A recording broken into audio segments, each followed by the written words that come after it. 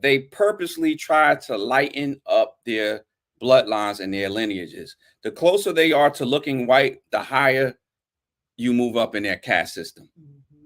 Anybody that's considered dark brown or brown, they hate in their community. And we've seen it in different places we've gone where there's Hindus, Americans. A lot of times when they look at us, they look with disdain and disgust. We've seen some of them take their children and pull their children away from us while we're just walking in the store. We have personal experience with, and that's not every one of them is like that. But this is a cultural practice. For those who don't know about these Hindu Americans and how they got here, you can watch Mississippi Masala.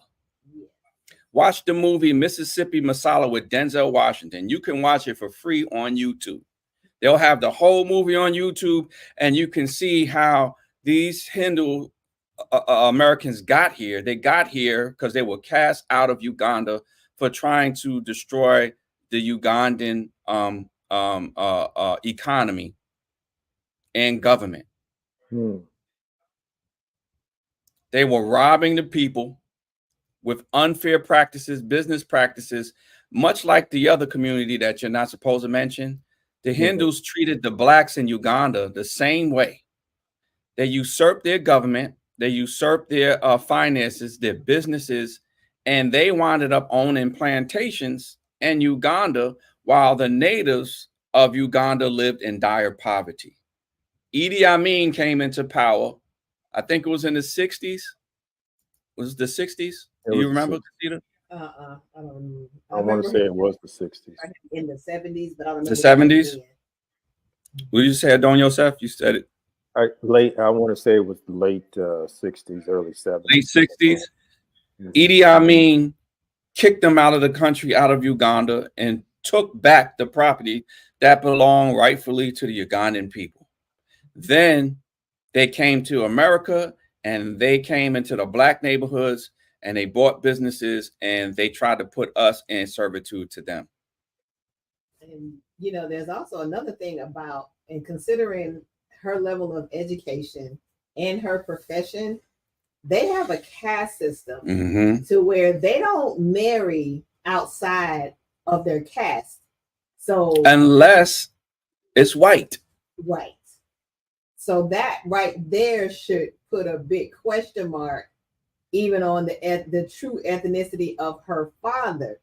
Because there's no way that she and her sister would have been accepted into the family on that side if mom had married outside of the caste system. Right. If Kamala's mother married truly a black man, she would have been rejected from her family tree. All of these people in this picture wouldn't even be seen with her if Kamala's mother really married a black man. Let's keep it real. Kamala's mother married a white man. He is Irish. Okay. He might have a little Hindu blood, but primarily Irish slaveholders from Jamaica. So Barack Obama wants to gaslight us and say this is a black woman. The media wants to gaslight us and say this is a black woman. And if she's so black, why does she marry a white Jew man?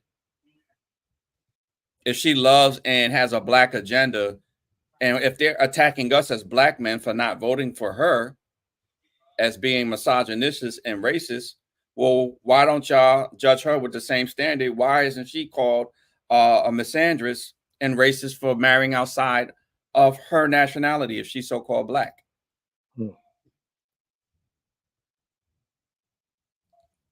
Man.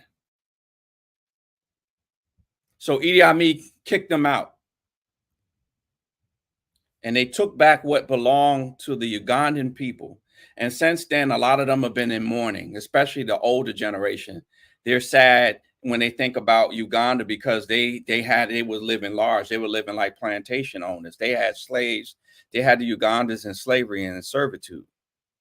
So since they could no longer abide there, they went to the United States and Britain. And they tried to set up stores with the money that they got, that they robbed from the Ugandan people. They used that wealth to buy influence, property, and businesses in the United States and in England. And this is where you get this rise of the Hindus here. All right. And now they have furthermore robbed the black community by posing as black people. We showed this earlier, how Kamala Harris's best friend, I forget her name, Mindy, her brother. Is it Mindy on that? Yes. She had a cooking network or cooking show. Mindy, I think. Mindy. She and they lied and said they were black so that they can get free education at black HBCUs.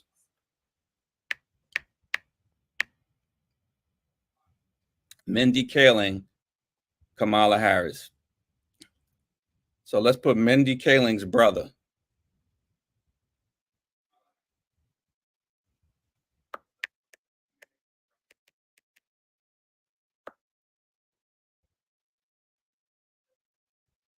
I'll probably just look. Oh, is that him down there? That's him right there. This is her brother. This is Kamala Harris's best friend and her best friend's brother. The best friend brother right here shaved his hair off so he could look like he was a black man. He knew if he had the straight hair, he would be detected. So he shaved his head bald and passed as a black man so that he can get a scholarship at a black school. Once he publicly said he did this, Kamala Harris and his own biological sister cut him off and disassociated with him for telling the secrets of how these Hindus steal our black culture and profit off of us while looking down at us at the same time. They come here and benefit off of the civil rights movements that our ancestors bled, died, and fought for. And then once they're here based off of our labors, then they denigrate us. They become racist as well, and they become white supremacists. All right. You don't have to be white or have white skin to be a white supremacist, because in their desire, they want to marry up by marrying as many white people within their bloodline to lighten their color. This is how they think. There's plenty of videos on this. All right. So, man, I had so many points. Where did I leave off at? Man, we was going to go somewhere in the scripture.